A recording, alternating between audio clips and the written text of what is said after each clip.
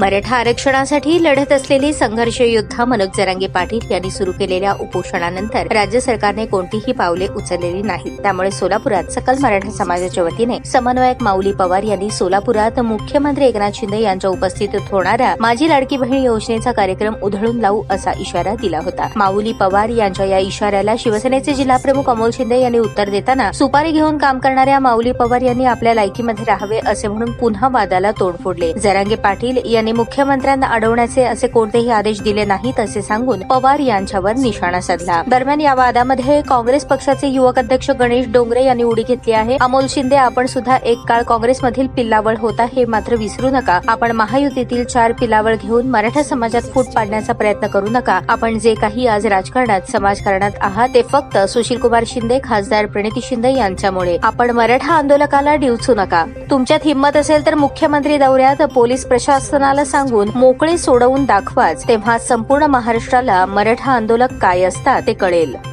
मनोज दादा जरांगे पाटलांचं 6व्यांदा उपोषण सुरू आहे आणि त्याच धर्तीवर राज्याचे मुख्यमंत्री एकनाथजी शिंदे साहेब सोलापूरला येत आहेत। मराठा क्रांती मोर्चाच्या वतीनं मनोज दादांच्या सभेचं आयोजन आम्ही करणारी ही सगळी मंडळी आहे। आम्ही सगळेजण मिळून ज्या दिवशी राज्याचे मुख्यमंत्री इथे येतील त्या दिवशी आम्ही त्यांना निवेदन करतोय की मनोज दादांचं उपोषण हे लवकरात लवकर संपलं पाहिजे, त्याच्याकडे गांभीर्याने या सरकारने बघितलं पाहिजे।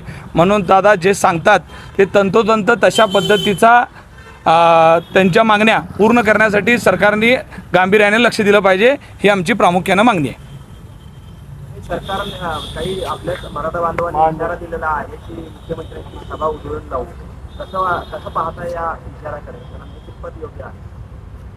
काल सोलापूरमध्ये स्वघोषित मराठा समन्वयक माऊली पवार जे महाविकास आघाडीचा अजेंडा चालवत आहेत, लोकसभेत घेतलेलं टेंडर अजूनसुद्धा विधानसभेपर्यंत न्यायचं आहे, या दृष्टिकोनातून ते काल सांगत होते की राज्याचे मुख्यमंत्री सोलापुरात येत आहेत, त्यांना आम्ही पाऊल ठेवू देणार नाही। राज्याचे मुख्यमंत्री आदरणीय एकनाथजी शिंदे साहेब हे काय आहेत, त्यांना कोण रोखू शकतं आहे हे संबंध महाराष्ट्राला माहीत आहे।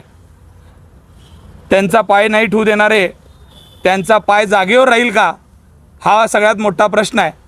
मी पोलीस प्रशासनाला विनंती करतो की जे महाविकास आघाडीचा अजेंडा चालवणारे, महाविकास आघाडीचे 4 टाळके सोबत घेऊन स्वतःला मराठा नेता समजणारे यांनी स्वतः समजून घ्यावं की यांना कुठेही अटक करू नका, तर यांना गर्दीमध्ये मोकळं सोडा, मग कळेल की राज्याच्या मुख्यमंत्र्याची ताकद काय आणि आपण काय। कारण आज राज्याच्या मुख्यमंत्र्यांशी बोलल्याशिवाय आणि ते बोलत असताना जरांगे पाटलांचं नाव घेतल्याशिवाय तुमचं दुकान उघडत नाही हे आम्हाला माहीत आहे। मनोज दादांचं नाव घेतलं तर मराठा बांधवाला असं वाटतं की माझ्यासाठी बोलतोय, पण हे माझ्यासाठी बोलणं नाही तर स्वतःची दुकानदारी चालवण्यासाठी माऊली पवारनी केलेलं वक्तव्य आहे।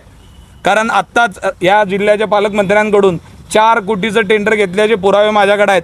मी जाहीर सांगू शकतो कुठल्या नावाने घेतले।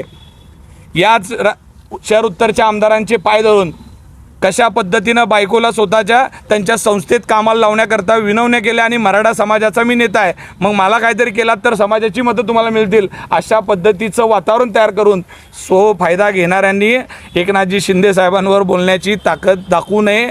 आपण काय आहोत आपल्या लायकीत राहून बोलावं, कारण आपल्यासोबत असलेली माणसं ही कधी निघून जातील आणि आपण कधी उघडे पडाल हे लक्षात येणार नाही।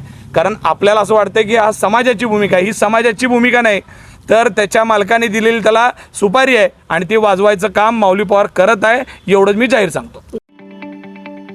ताज्या बातम्या पाहण्यासाठी प्राईम महाराष्ट्र न्यूज चॅनलला सबस्क्राईब करा।